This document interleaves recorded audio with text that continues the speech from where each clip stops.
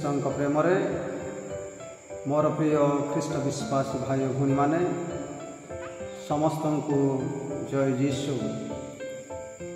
आज आम साधारण कालर सप्तदश रविवार पठन गुड़िक अनुध्यान करवा। आज तीनोटी जाक पठनर मुख्य प्रसंग होछि ईश्वर अनुग्रह आम जीवन में प्रचुर परिमाणर आशीर्वाद आमे लाभ करिथाउ। ईश्वर आशीर्वाद आम जीवन पाई यथेष्ट अटे। आज प्रथम पठन आम शुणा पाइबा प्रवक्ता एजेकियल एलिशा लोक मानू रोटी देवाकू आदेश करती।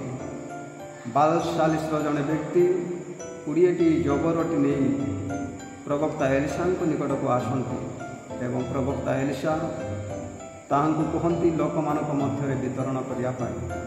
किंतु सही व्यक्ति निजको निजे से संदेह कला जे सही 20टी रोटी 100 जनक मध्य यथेष्ट हेब कि बोली। किंतु प्रवक्ता एलिशा ताहांकु कहती जे तुमे लोक मानक मध्य ताहा परिवेषण कर एवं से व्यक्ति लोक मानक निकट में से 20 रोटी परिवेषण करने द्वारा समस्ते तृप्तिजनक भाव में भोजन कले एवं यथेष्ट परिमाण बड़का रहा। मोर प्रिय ख्रीष्ट विश्वासी भाई भूणी माने आज प्रथम पठन आम ताहा ही जानीपारुछु जे ईश्वर अनुग्रह आम प्रत्येक यथेष्ट परिमाण अच्छी। जदि आम देखा सुसमाचार जे आज सुसमाचार रे जीशु लोक मानू जाई खाइबा को देवा को कहती। फिलिपन को कहती जे तुम्हें माने लोक मानू खाइबा को दियो। किंतु फिलिप संदेह करती जे एतिकी रोटी एते लोकंक मध्य किपरि परिवेषण करा जिवो। किंतु जीशु कहती तुम्हें ताहा परिवेषण कर। आउ परिवेषण करने मात्रे समस्ते तृप्त भाव भोजन कलापर यथेष्ट परिमाण प्रचुर परिमाण बड़का रोटी से माने संग्रह करती। मोर प्रिय ख्रीष्ट विश्वासी भाई भूणी माने जदि आम देखा माथ्यू लिखित सुसमाचार 9 अध्याय 37 पदरे तेरे जापर सेठारे लेखाई शस्य प्रचुर। ईश्वर आमको अनुग्रह प्रचुर परिमाणर अवदान प्रदान करती।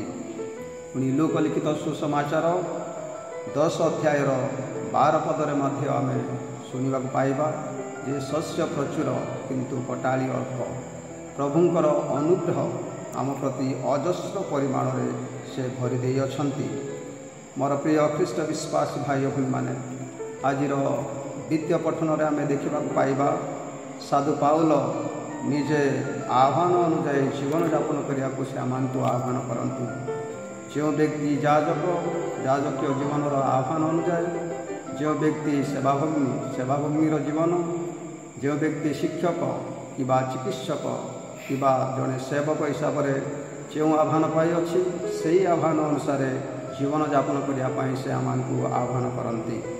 पुणी साधु पाउल कहती ईश्वरंकर प्राचुर्य आम जीवन में लाभ करिपारिबा जेतेबेले आमे नम्रतार जीवन सरलतार जीवन धैर्यशील जीवन एवं प्रेममय जीवन तथा एकता एवं शांतिपूर्ण जीवन यापन करने द्वारा ईश्वरंकर प्रचुर परिमाणर अनुग्रह आमे लाभ करिपारिबा।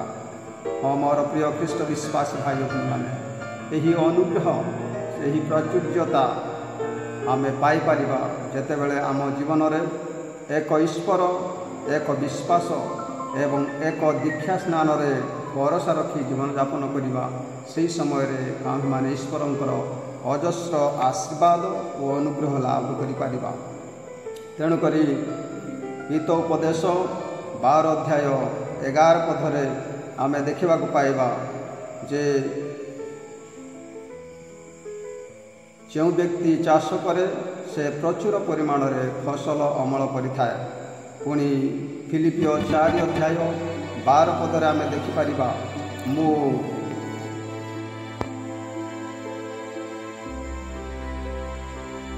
ମୋ ଜୀବନରେ ମୁଁ ଦରିଦ୍ରତା ଏବଂ ପ୍ରାଚୁର୍ଯ୍ୟତାର ଜୀବନଯାପନ କରିବାକୁ ଆହ୍ୱାନ ପାଇଅଛି। କିପରି ଦାରିଦ୍ର୍ୟତାରେ ଏବଂ ପ୍ରାଚୁର୍ଯ୍ୟତାରେ ଜୀବନଯାପନ କରିବାର ଅଛି, ତାହା ସାଧୁ ପାଉଲ ଆମମାନଙ୍କୁ ଶିକ୍ଷା ପ୍ରଦାନ କରନ୍ତି, ଯଦ୍ୱାରା ସେ ଅନୁଭବ କରନ୍ତି ଯେ ଈଶ୍ୱରଙ୍କର ଅନୁଗ୍ରହ ତାଙ୍କଠାରେ ଯଥେଷ୍ଟ ପରିମାଣରେ ରହିଅଛି।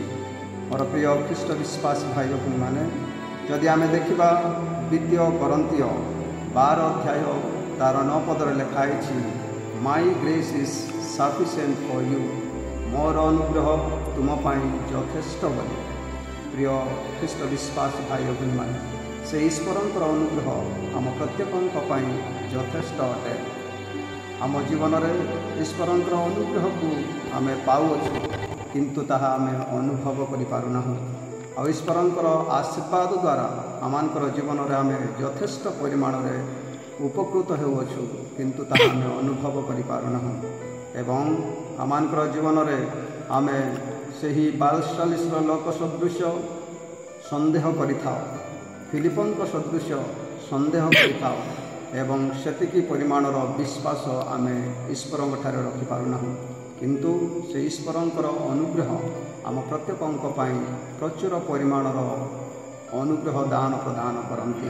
ତେଣୁକରି ଆସନ୍ତୁ ଆମେ ସେହି ପ୍ରଭୁଙ୍କଠାରେ ସଦାସର୍ବଦା ନମ୍ରତାର ଜୀବନ, ସରଳତାର ଜୀବନ, ଧୈର୍ଯ୍ୟଶୀଳ ଜୀବନ ଏବଂ ପ୍ରେମ ତଥା